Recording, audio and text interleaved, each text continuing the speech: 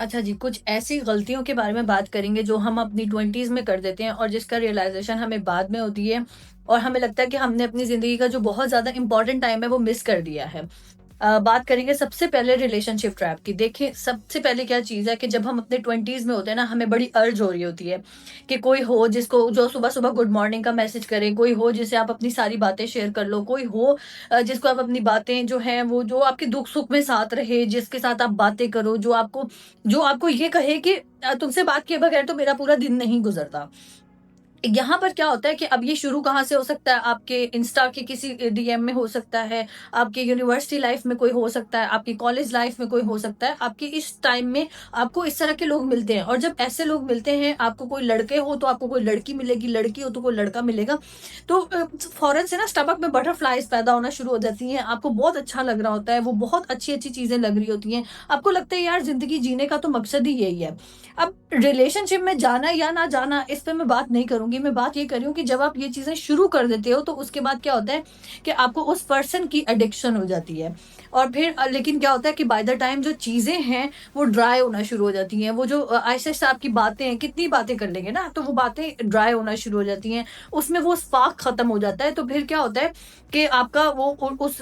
उस रिलेशनशिप में आपके मसले शुरू हो गए और उस रिलेशनशिप में जब आपके मसले शुरू हुए तो वो फिर ब्लॉक, अनब्लॉक और फिर वो एंगर डेवलप हो जाता है। अब जो दिल होता है, जो दिमाग होता है ना, वो क्रेव कर रहा होता है वही वाला कनेक्शन जो आपका पहले दिन में था, लेकिन सैडली वो चीज़ें वैसे नहीं रहती हैं। और जब वो नहीं रहती है तो वो एक एंगर डेवलप हो रहा है, फिर आपको एक तो आपको इंटरनली क्रेव हो रहा है कि आपको वही चीज़ें दोबारा चाहिए और फिर जब वो नहीं मिल रही होती तो फिर गुस्सा डेवलप हो रहा होता है। इससे क्या होता है कि आपकी जो डेली लाइफ है, आपका जो काम है, आपके जो मसले हैं, जो आपकी पढ़ाई है, जो आपकी जॉब है, उस सब पे इफ़ेक्ट हो रहा होता है। तो इन चीज़ों पे नहीं पड़ना है। आपने अपने इस ट्रैप को समझना है। फिर क्या होता है कि एक रिलेशनशिप खत्म हुआ, फिर दूसरा, क्योंकि क्रेविंग वही है, तो फिर वो उसी को ढूँढने के लिए फिर दूसरी चीज़ में, फिर तीसरे रिलेशनशिप में और ऐसे चलता रहता है, सो ऑन चीज़ें ऐसे चलती रहती हैं।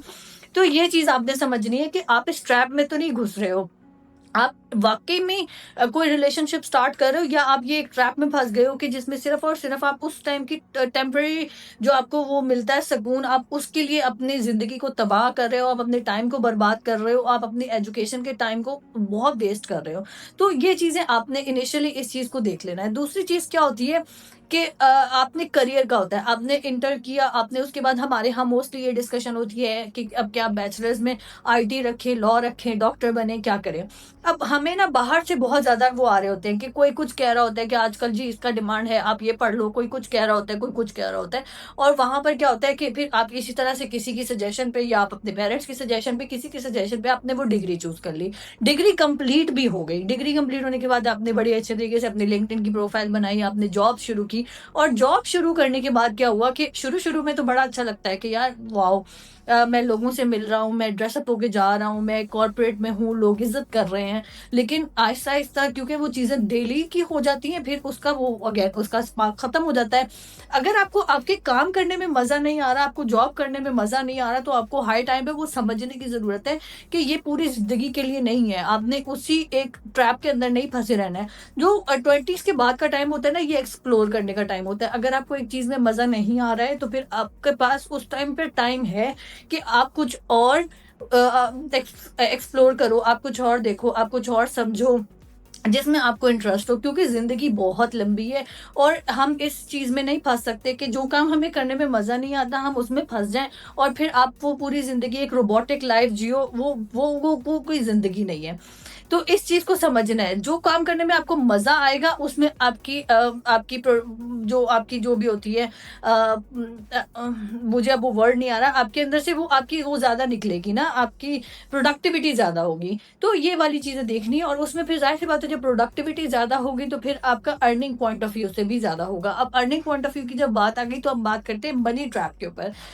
ये एक ऐसा ट्रैप है जिसमें मुझे लगता है कि 90% जो है लोग फँसे हुए हैं और मैं अपने आस-पास भी लोगों को देखती हूँ और फिर वो एक क्या चीज़ होती है कि हमारी सैलरी आई है आपने आपकी सैलरी आई आपके अकाउंट में, आपने उसका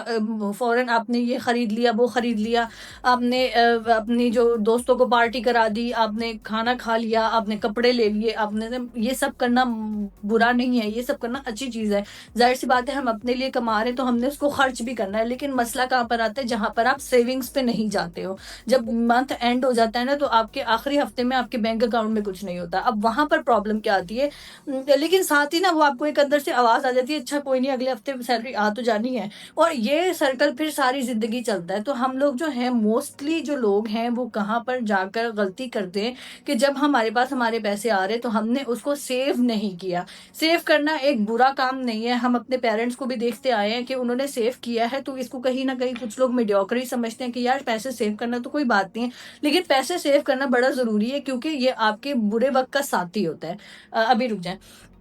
तो उसमें क्या होता है कि आपके पास वो एक सेविंग जो होती है ना, वो हमेशा के लिए वो एक आपको एक अच्छा पॉइंट देती है इस चीज़ के लिए कि आप कभी भी अपने अंदर इंटरनली इस चीज़ का परेशानी ना लें कि कल को अगर फॉर एग्ज़ाम्पल किसी को कहीं पे ज़रूरत पड़ गई या मुझे ही कहीं ज़रूरत पड़ गई, तो मुझे किसी के आगे हाथ फैलाने की ज़रूरत नहीं है।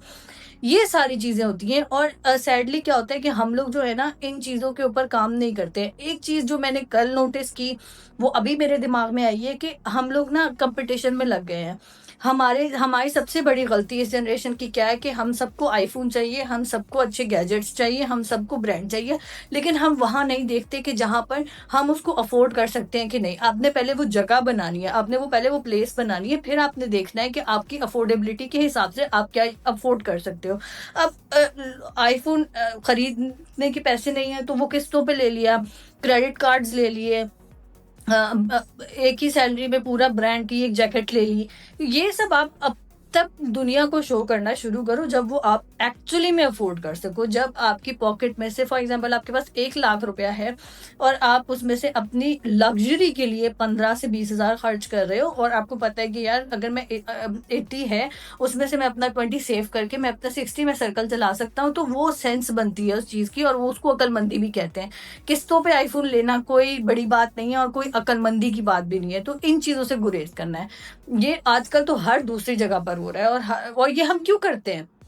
क्योंकि हमें लोगों की तरफ से हमें वो चाहिए कि हाँ भाई वो बंदा भी मेरी तारीफ़ करे, वो बंदा भी मेरी तारीफ़ करे, तो वो तारीफ़ों के चक्कर में ये सारे मामलात हो रहे हैं, या मैं उसके सामने बड़ा हो जाऊँ। तो इन चीज़ों से निकल कर पहले अपने ग्राउंड बनाएँ, आप अपने आप को इस काबिल बनाएँ, और फिर उसके बाद आप फिर जो चाहे दुनिया का खरीदें। This is all for now, thank you for watching.